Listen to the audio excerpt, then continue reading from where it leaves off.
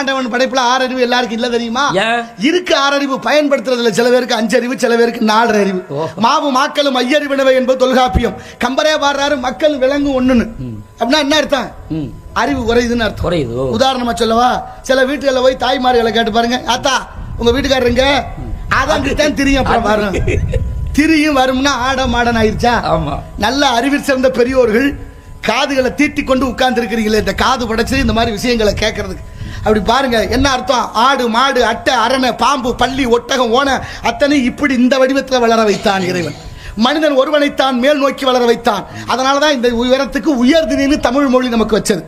உயர்வுன்னு சொன்னா எதிர்ப்பதன் தாழ்வுன்னு சொல்லி இருக்கணும், சொல்லல. ஏன் தெரியுமா? உயர்ந்த பண்பாடும் உயர்ந்த நோக்கமும் உயர்ந்த சிந்தனையும் கொண்ட தமிழர்கள் ஒரு விலங்குக்கு அறிவு குறைஞ்சிருக்கிறதுக்காக தாழ்வுன்னு சொல்லாம அத்தினேன்னு பேர் வச்சாங்க. பாகற்காய் கசக்கும்னு உலகத்துக்கே தெரியும்.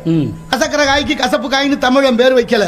வெள்ளக்காரன் கடிச்சு பாக்குறான், கசக்குது, கசந்தோன்னு அவன் அப்படியே பேர் வச்சான் கசப்பு காய், ஆங்கிலத்துல பிட்டர் கார்டுன்னு. ஆனா தமிழ் அதுக்கு பாகற்காய்னு பேர் வச்சேன். பாகுனா இனிப்பு, அற்றதுனா இல்ல அது இனிக்காது, கசக்கும்னு சொல்லாமல் சொல்லி வைத்த உயர்ந்த சமூகம், உயர்ந்த நோக்கம், இந்த உலகத்துக்கே வீரமும் அறிவும் கடன் கொடுத்த தமிழ் சமூகம் இன்னைக்கு என்ன ஆகி தெரியுமா? கோட்டருக்கும் கோழி பிரியாணிக்கும் அடிமையாயிட்டான். 500 ரூபா 1000 ரூபா கொடுத்தா போதும், எதை பத்தியும் யோசிக்கிறது இல்லை. விடுப்பா போட்டு விடு, என்ன இப்படித்தானே சொல்றேன்.